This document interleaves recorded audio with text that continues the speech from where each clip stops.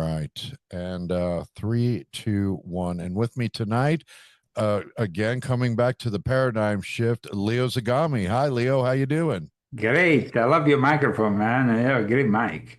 Yeah, I had a desk one. It's right here, and I'm always like this when I'm talking in it. So, I like the arm. So, Absolutely, absolutely. That's a good quality mic. oh, thank It's you. like, That's great, and they're affordable too. ah, Well, how you been since you've been on the show last time? Lots happened in the world. yeah, absolutely. And of course, I'm always busy bringing out the new book projects. I completed the last time we talked the Illuminati Confession series with Volume 12, and now I have a new book instead dedicated to the rise and fall of a Frankist monster, who is, of course, Jeffrey Epstein. Exposing Epstein and the most powerful Jewish sect in the world. So, a lot to discuss in the realm of influence that this very little known movement that became a very obscure sect has done within the last few centuries within Judaism and even the history of Israel itself.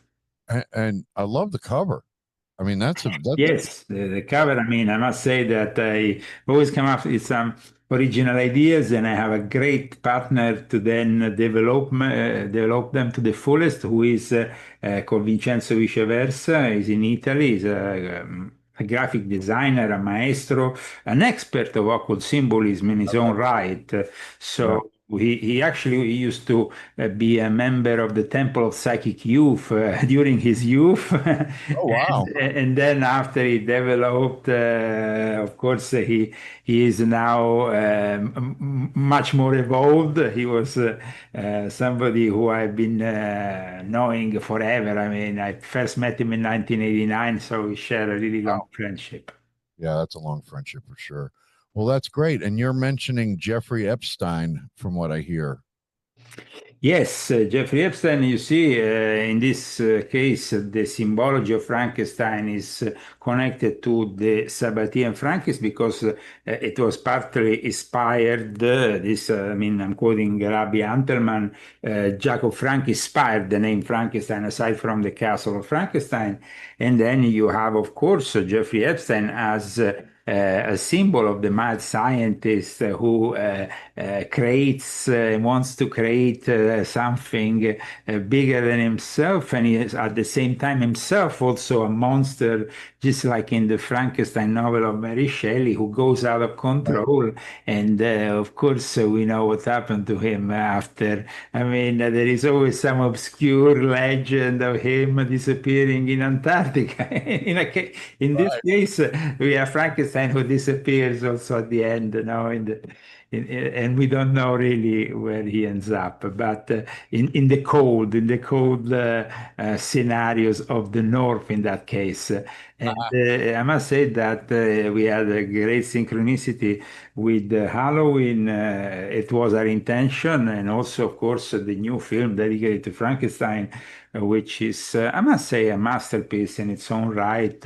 Very well done. I mean, it is, of course, a movie that is very engaging, and I must say, very well put together. But there has been so many movies about Frankenstein because Frankenstein is in itself a novel that inspired also a bunch of films that, of course, right from the very early days of the cinema industry, but so has also the Golem, which is in itself a part of Jewish folklore, which seems to have also inspired partly Frankenstein, this creation of clay, which also gets out of control and for some kills its creators, for others simply is something that was created to defend the Jewish community, but then, of course, went on a rampage, and the golem,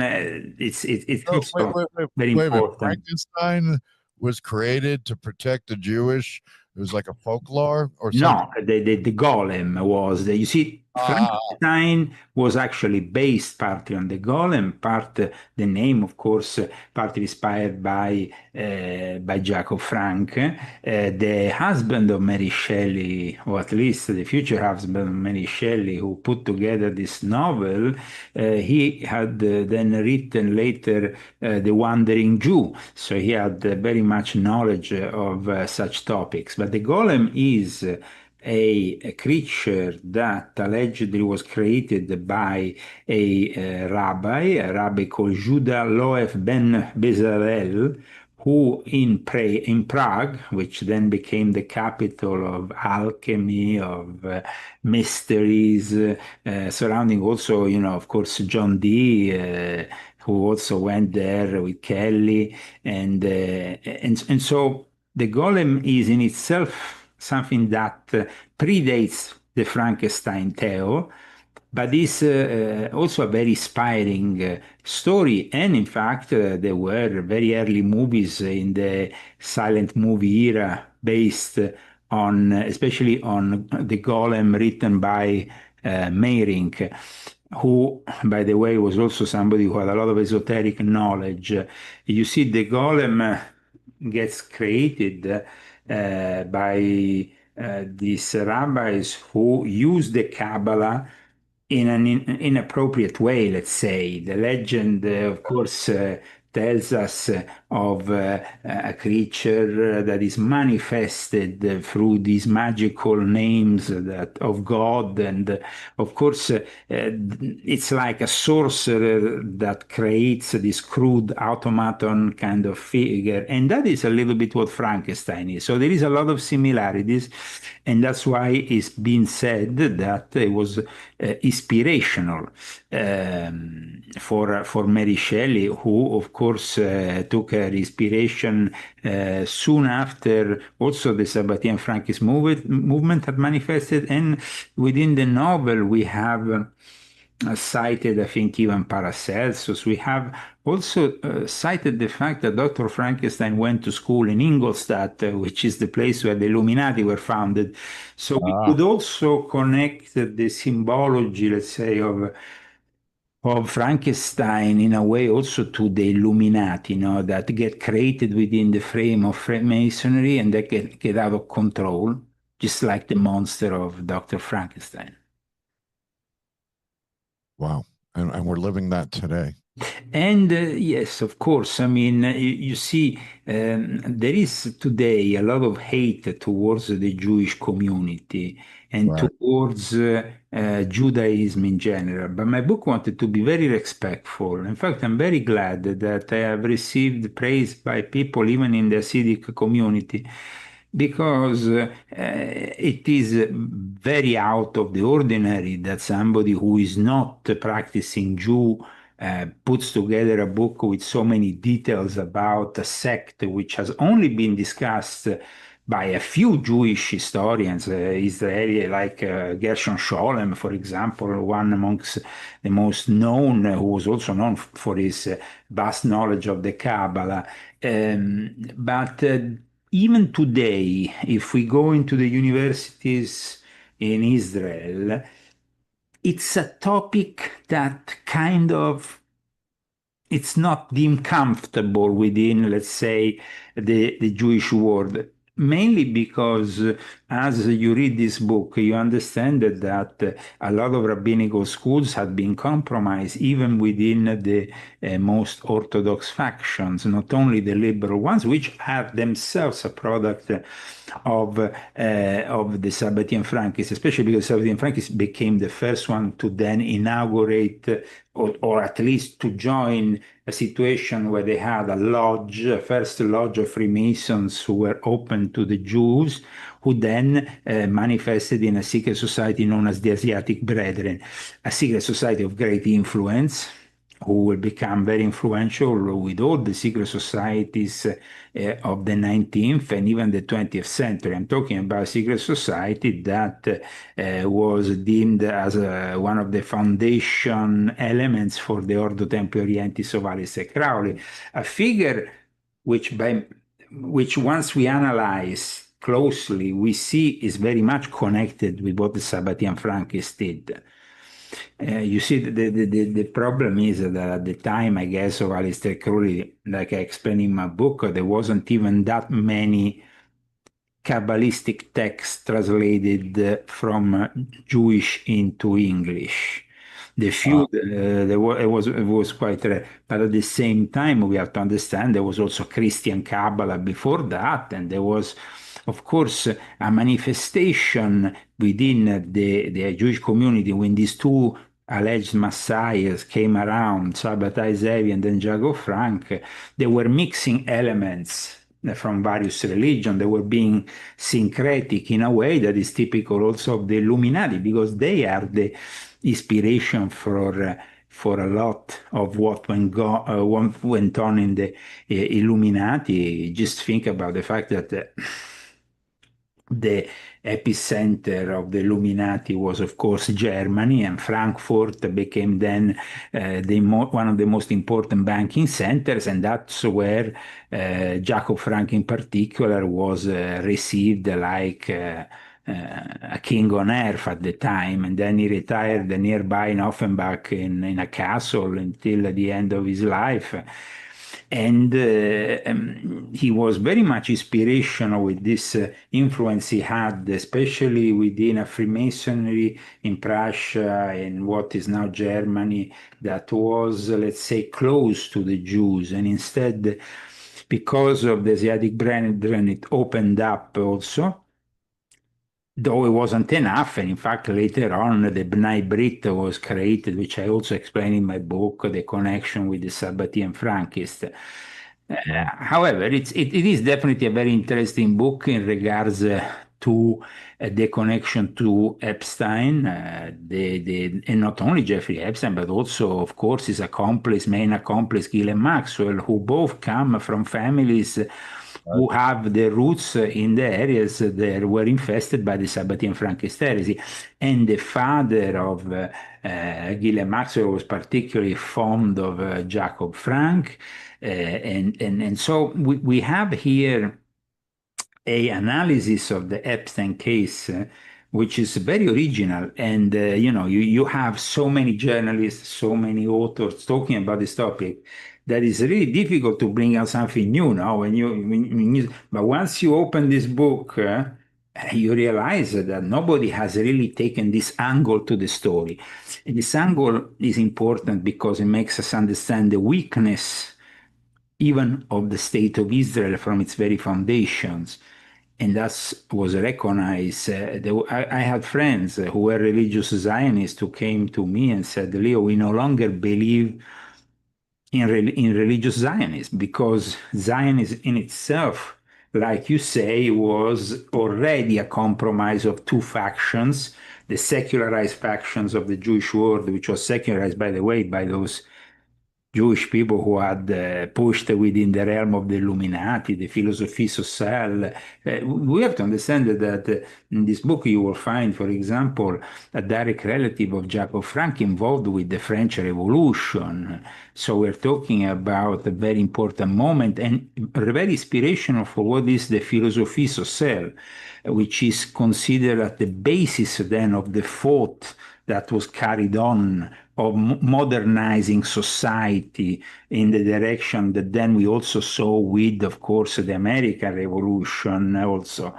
But we can say that probably in all this story, the most intrigue us is the fact that then these people arrived here in America and they constitute themselves an alternative to Freemasonry with the B'nai Brit, because it was German Jews who arrived in New York who felt that the people back in Germany, their relatives and stuff, didn't have the same opportunities as the Jews here. Here there was not really a restriction.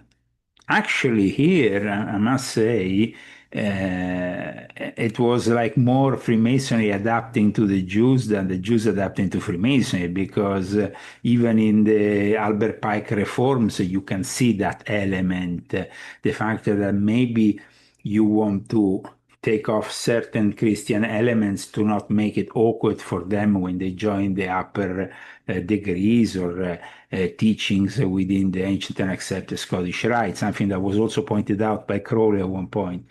But in any case, for people who want to go through this book, I will suggest to really have an open mind about what they're going to find in it.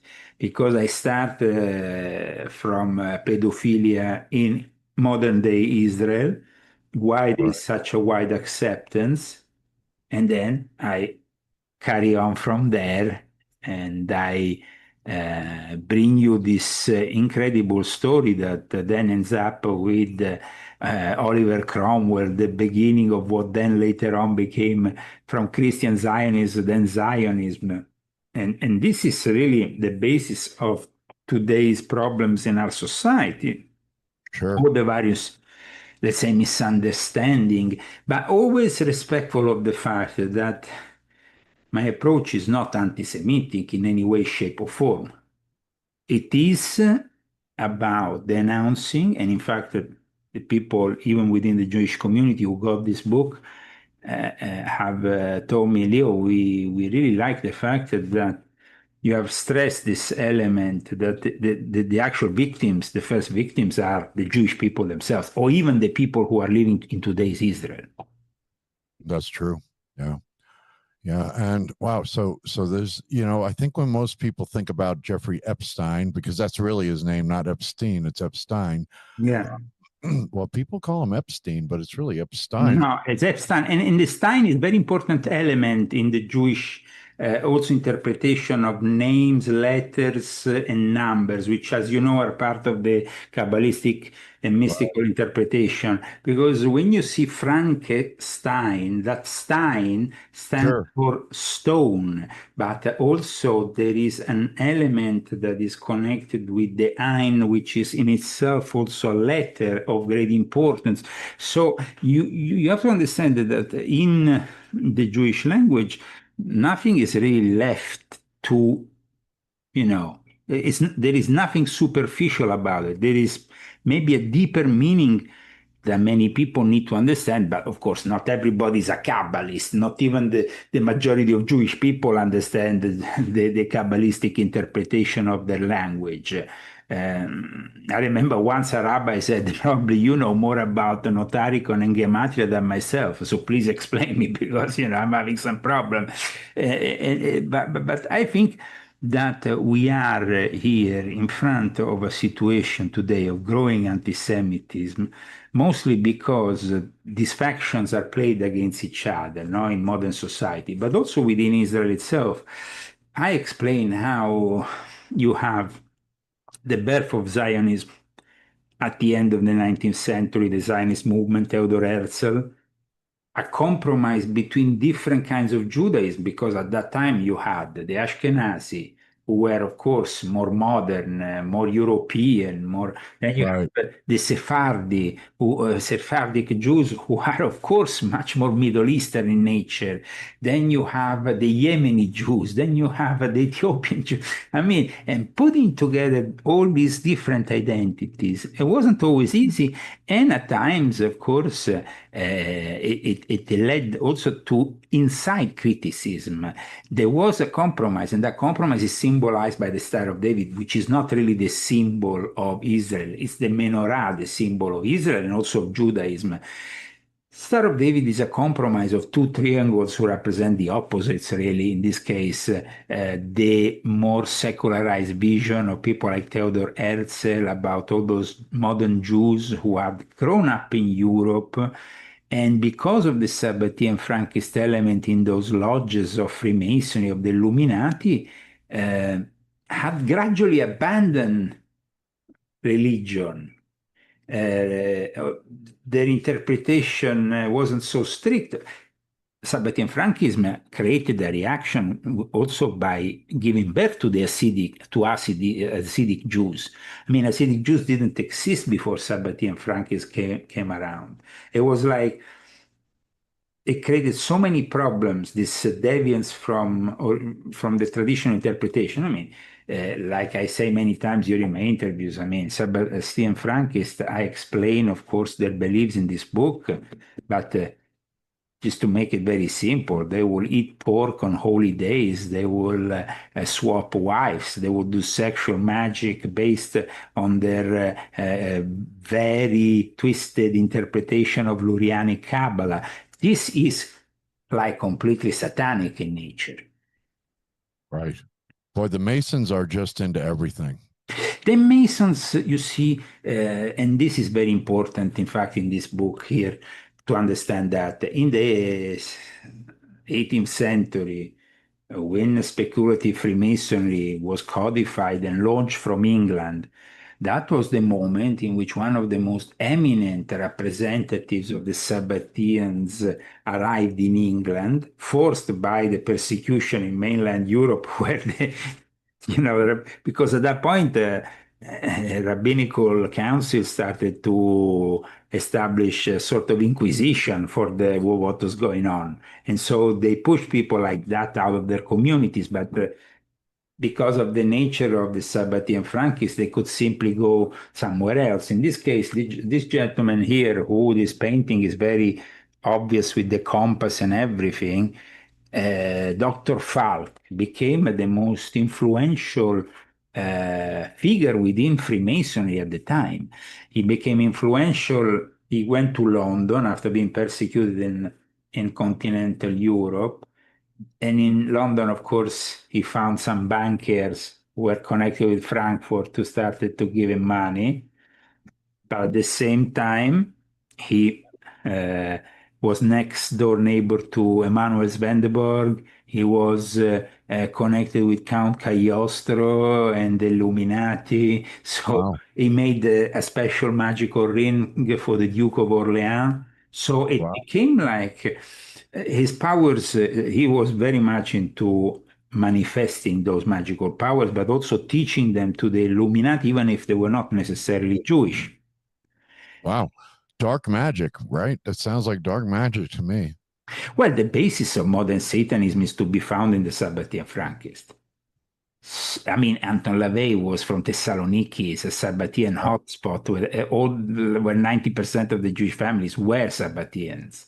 So it's before they were removed from Thessaloniki after the fall of the Ottoman Empire, when the Greeks have to make this exchange thing where they sent them back to the Ottoman to mainland Turkey.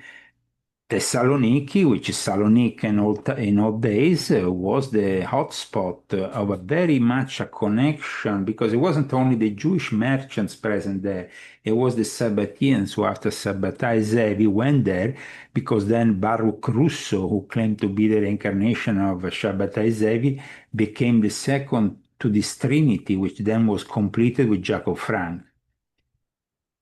I don't think people realize that, they think of the Jeffrey Epstein thing and it's like to them, this like modern thing, but they don't realize the historical roots that this all goes back. Absolutely. Yeah. Absolutely. When I show this image right at the cover, the image here that of the temple of Little St. James, and I explain how the temple of Little St. James was actually built to resemble, like you can see here, Wow.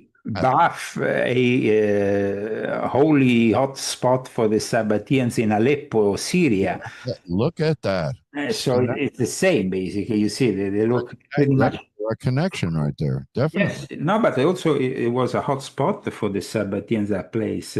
Aleppo, you have to understand the fact that there was this Shabbatai Zevi guy who declared himself Messiah. Up until 1666, when he was forced by the head of the Ottoman Empire, the Sultan, to convert to Islam, he had half of the Jewish population worldwide following him. But once he converted to Islam, several 100,000 followers decided to stay with him and actually imitate his conversion outwards. So converting to Islam, but at the same time practicing in secret the perverted teachings of Sabbateanism. it was something that it was permitted to them by the Ottoman Empire. And in Aleppo, they had a big base. They were merchants. Let's say always this. Yes. Oh, The yeah. Jews have always been great merchants, great bankers. Okay. Now, the merchants and the banking of the Sabbateans starting to have a hot, let's say, a hot spot in Thessaloniki. But then Jacob Frank didn't want to simply become the Messiah of the Dome. He went back to where he was born. He was born in Ukraine, in modern day Ukraine. No kidding. Wow. So all those areas, Poland, modern day Ukraine, especially Western Ukraine, Moldova, then later on Hungary. Then they went down to the Austro-Hungarian Empire. They arrived in Vienna. And in Vienna, of course, with the Rothschild, they became nobilitated with Solomon the Rothschild. The biggest banking families are all connected to the Sabbatean Frankists within the Jewish world. Yeah, what do you think? Well, what about Islam? I mean, what do you think about, things going on today? But They, Islam, you see, the moment in which the Dome converted outwards to Islam, they could really be even more insidious within the Islamic world because they were practicing Muslims outwards. And so they could make deals left, right, and center with them. wow. But the curious thing about Shabbatai Zevi, who was born in Smyrna, in Izmir, in Turkey, a place I know very well. Well, the fact is that in this place, where today, by the way, there is a lot of Jesuits in disguise, who also, like Thomas Michel, for example, lived there many years, who used to be the secretary for the interreligious affair of the Jesuits for a long time, and now he's still a professor, I think, in Georgetown. But the thing is that Sabbatai Zevi had a father who was Mordecai Zevi. This story about Mordecai Zevi has not really been discussed enough by any Jewish historian. Even Gershon Scholem liquidates him with maybe 4 or 5 lines. So I wanted to go deeper because he was a representative of the English Puritans, the same guys who came with the Mayflower here to America. Oh, wow. And in this book, I explain how the real inspiration for going back to Israel came from those guys, together with some of the Sabbateans who kind of formed this unholy alliance with the certain Jewish Marranos. The Marranos were the ones who launched this crypto-Jewish trend in the Spanish Peninsula, the Iberic Peninsula, which also is Portugal, not only Spain. We had the Inquisition, the Spanish Inquisition, the infamous Spanish Inquisition that went after Jews and after Muslims to purge this whole part of the European continent and bring it back to the Catholic Church. Now, while there were a certain number of Jews who converted genuinely, and they are known as the conversos, then you have the ones who didn't convert genuinely, and they are known as the marranos. And it was the marranos, who means pigs in Spanish, who became very inspirational and very influential because they started doing deals behind the scenes with the Jesuits. And one of them wrote the first book that is the beginning. I mean, I don't want to spoil the whole book for you, but it was the book that inspired the Jews to go back to Israel. It was actually that book that inspired a guy called Manasseh ben Israel, who will come later on, to convince Oliver Cromwell to bring the Jews back to England, where they had been casted out for 3 centuries. And that as a pit stop before bringing them back to Israel. We took a few centuries, but then eventually the English were in charge of Palestine, and they made the deals with, of course, the Balfour Declaration. But behind the Balfour Declaration, there is also the fact that they had to convince the religious part of because the religious side of the Jewish people, the Orthodox Jews in particular, they were very much against going back to Israel in a Oh, way. I mean, this is why. See, first of all, I want to show you these two gentlemen here. You see the one on top, Menasse Ben Israel, known as the ambassador of the Jews, okay. and then this other guy who inspired them, who is this Isaac Laprère. He was a French Jewish Marrano, and Got it. he wrote a book that influenced this other guy. And that book said we have to bring back the Jewish people to Israel. So we are talking here about the very fundamentals of the whole thing. And it's not like people will imagine. So once Oliver Cromwell was, for those who don't know history, the only guy who for a brief time beheaded a king and transformed England into a republic, just so you know. Right. And he did it also with the alliance that he was putting together with these Marranos, who eventually embraced and sabotaged Zevi. At the same time, to change the perspective that the English people had about the Jews who had been kicked out of the British Isles in I think the 13th century, so a few centuries before, at least 2 or 3 centuries before, they created this whole story that the English, the Scottish, they were all the lost tribe of Israel, and British Israelism was born. And British Israelism became a big factor later on in the 19th century when the Anglican Church fomented and with the alliance they had at that point, the Rothschilds were basically in charge of the Bank of England under Queen Victoria. God, it's They all pushed them. it's unbelievable. Yeah, so I mean, when you say Freemasonry played a big role, especially with the Church of England, in embracing British Israelism, which, by the way, I have a very rare book here about the British Israelis, just to give you an idea. It's very rare. It's actually from the 19th century.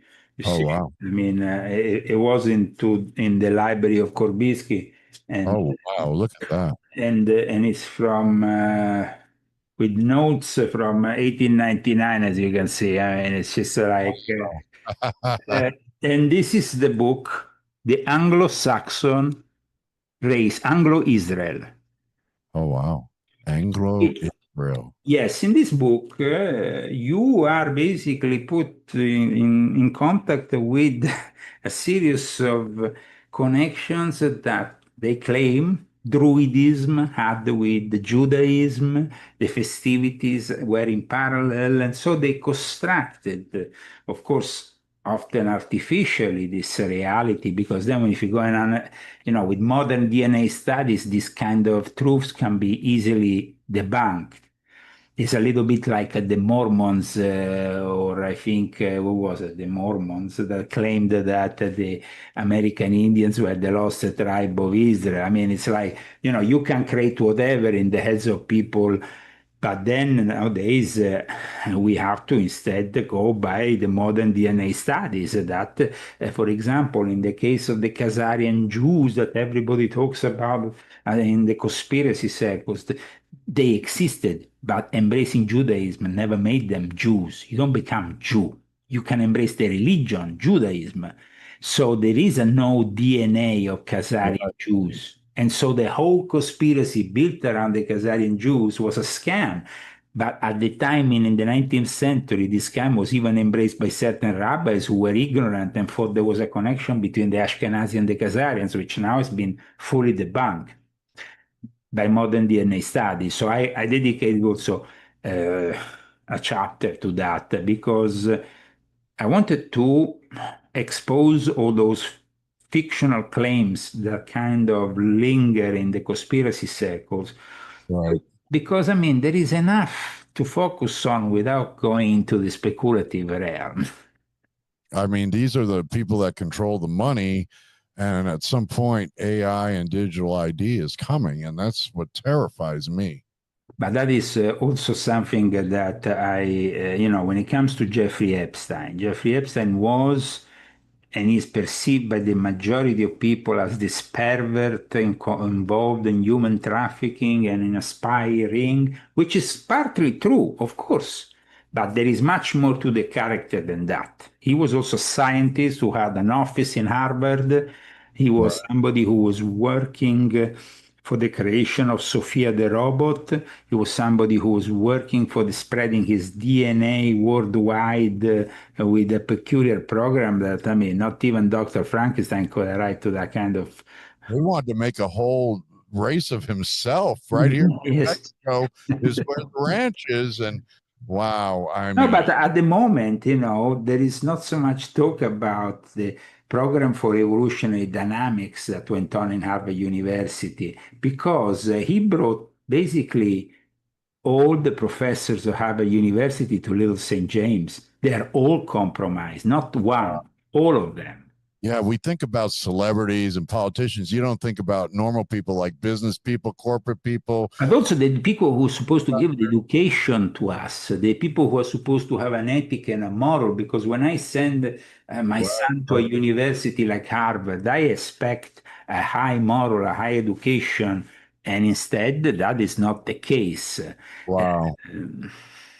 So, he was running this whole thing with Professor Martin Novak. I mean, it's pretty incredible what we are seeing here because he was working with, of course, the whole thing of the spy ring, which was set up by Les Wexner, and before that, it was introduced by the Sabbatean Frankists like Donald Barr, who used to be a Jewish person before becoming a Catholic. And Right. that is a typical Sabbatean Frankist who does that. Otherwise, you stay a Jewish and stay within Judaism. You don't change your religion later in life. But then he brought up his son, who became head of the DOJ, his other son, all in the Catholic faith. So Jeffrey Epstein pledged 30 million to Harvard. Wow. Yeah, that's right. Yeah. Jeffrey Epstein basically was working within the frame of Novak's work, which stated that science and religion are two essential components in the search for truth. He was working with Peter Thiel, who now talks about Right. the Antichrist, but Peter Thiel comes, his family from Frankfurt, which is a Sabbatean Frankist hotspot. And he's obsessed with the Antichrist. Well, but he is the anti. I mean, no, he's not, but he is definitely working for him. And then you see, Epstein's mathematical modeling, his wealth managing role, the fact that with Novak they were adapting very specific, very early experimentation with the AI to hack into into what is going on in Wall Street or in other, in the markets. So among traders, they wanted to create for trading purposes these EGT concepts, these replicator dynamics. So they went into these very complex advanced computational methods, which they include account balancing monitoring system and the reserve bank applications that provides institution with the electronic connections to feed wire with access to real-time account balance and collateral information. We are talking about very complex things. I mean, Jeffrey Epstein is not only the maniac. There is a lot more to it than my book, of course. He's an intelligent maniac. I mean, he knew wealth income and he knew how to generate money.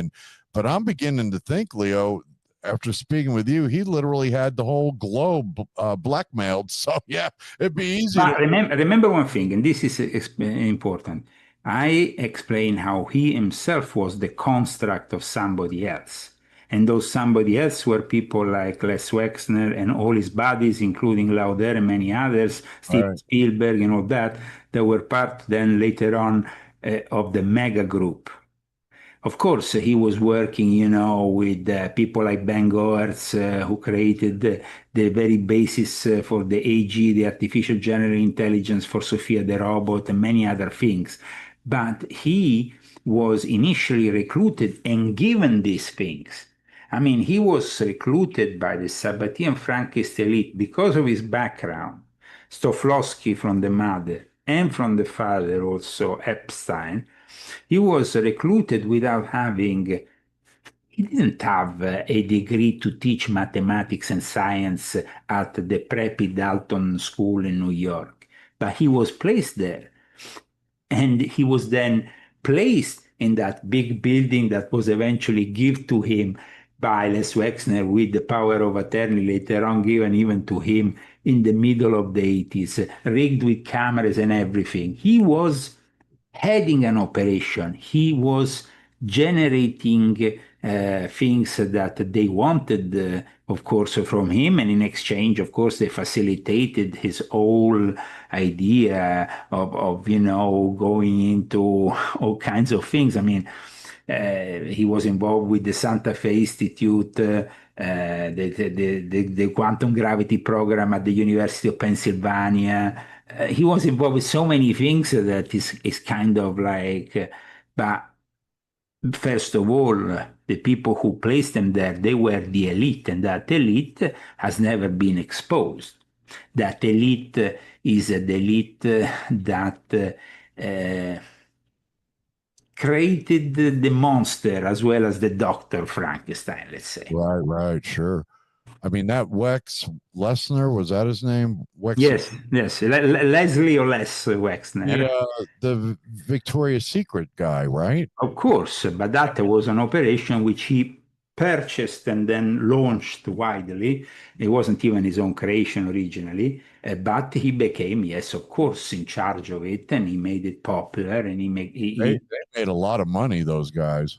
he made money with that and many other things. But you have to understand, I mean, it's a little bit like um, when you have a guy who gets recruited by the sect leaders, then given this opportunity, the fact that he had passports that he changed every 2 minutes, so they didn't see the stamps, the fact he had a passport from, I think, Saudi Arabia or whatever, and it was even, I mean, things that are only possible if you have a link to the intelligence community. But on the contrary of what other books have stated, mine is the only book that states that it's the intelligence community that works for them, not the other way around.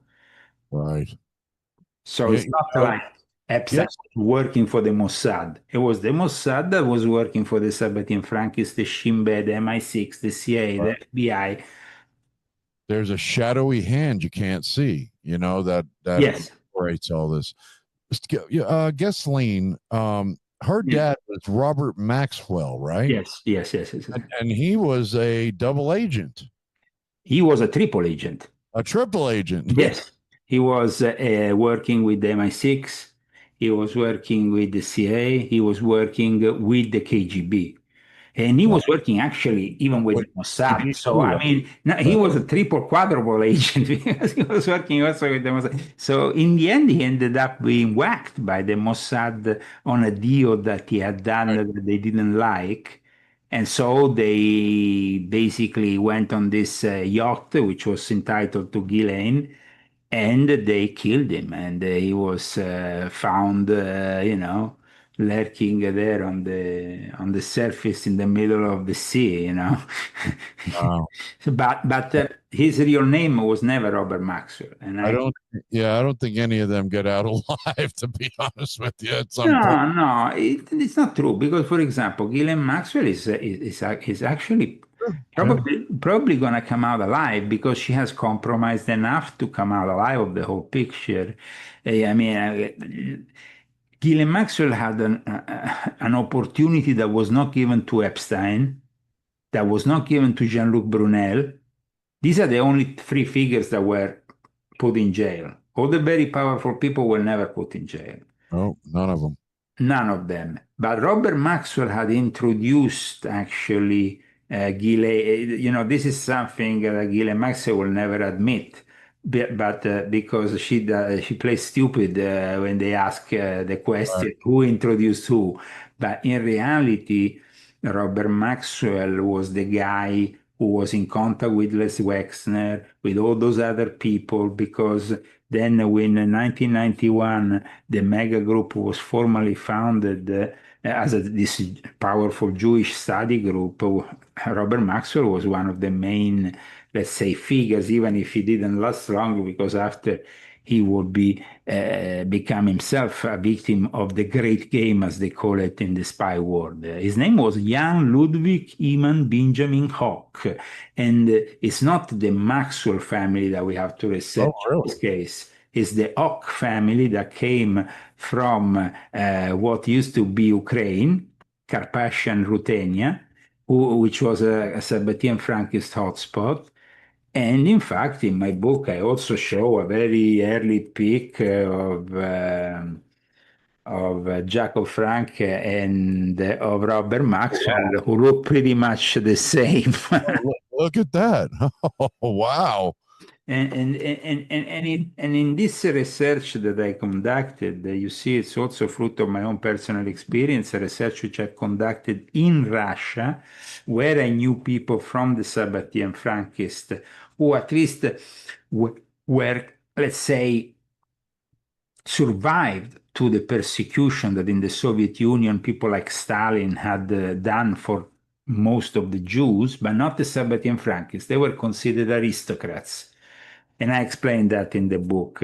And that is something that I learned when I was actually in Moscow and guested in the dacha of Putin by one of them. So, I mean, some of it is also at times, of course, most is all factual, is all based on academic, incredible sources that can't be debunked.